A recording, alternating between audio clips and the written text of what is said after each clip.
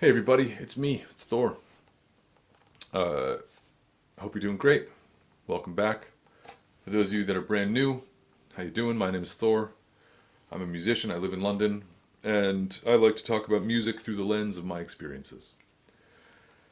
I'd like to continue a conversation that I started a couple of weeks ago about how I used blues as a jumping off point to understand my fretboard more.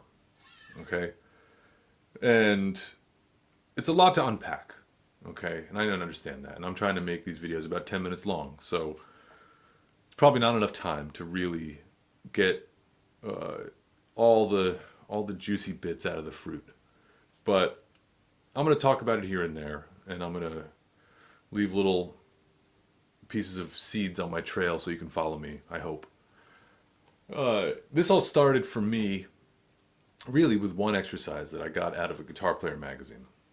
Probably 1999, 2000, somewhere around there. And it was a way of playing blues with really small chords that still outline the chord changes. And the point of it was to demonstrate how close together all of these chords are, right? So especially in the context of blues, the three chords of a blues are all really close together. And over time, that demonstrated to me that most chords in any given song, of course there are exceptions, but almost everything is very close together. You know, and I'm not talking about gigantic full chords, although they're not far apart either. I'm talking about smaller pieces. And that sort of opened my eyes to what's important to outline harmony. So I'm going to see if I can remember the exercise exactly. All right. This was 25 years ago, so please bear with me. So just a 12-bar blues in the key of G. I believe it had a 2-5-1. It did. All right. So here we go. 1, 2, 3, 4.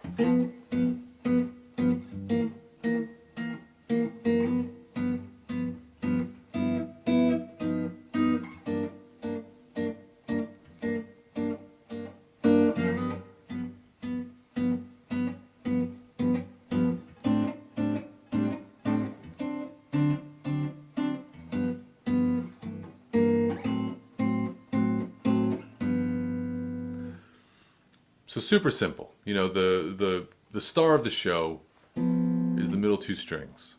So it's taking your G7 chord and your C7 chord and your D7 chord. In this case also the A minor chord, the 2. And condensing it down to 2 notes. So we have G7, which is the flat 7 and the third of G7. We have the C7, which is the third and the flat 7. Flip the order. And then we have the A minor, which is just 2 notes right here, the flat 7 and the minor third, and then the D7, which guess what, is just right there. So that set me down a path.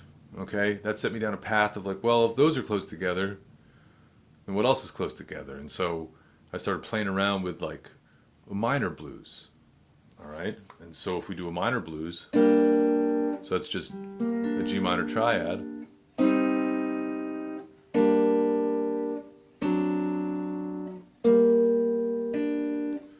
then I could change positions with that.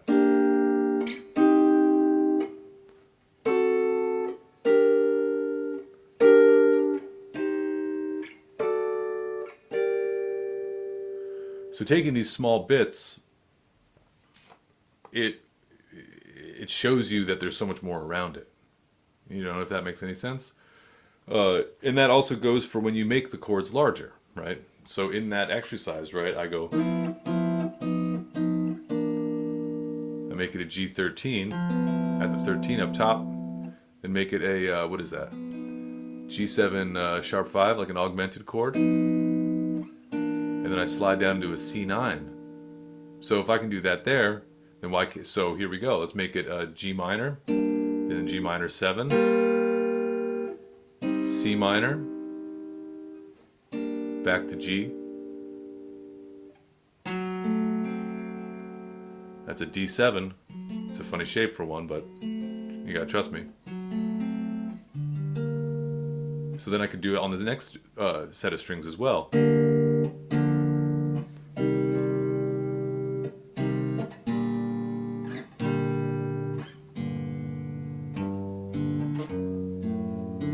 Once again, just 3 notes.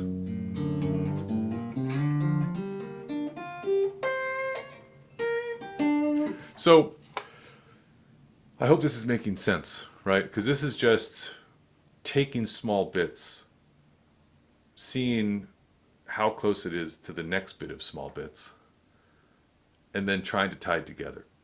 That's the next step, which I'll get into another time. But it's just a fun concept to play around with. And so then, you know, after I did it here with G blues, I did it up here with G blues.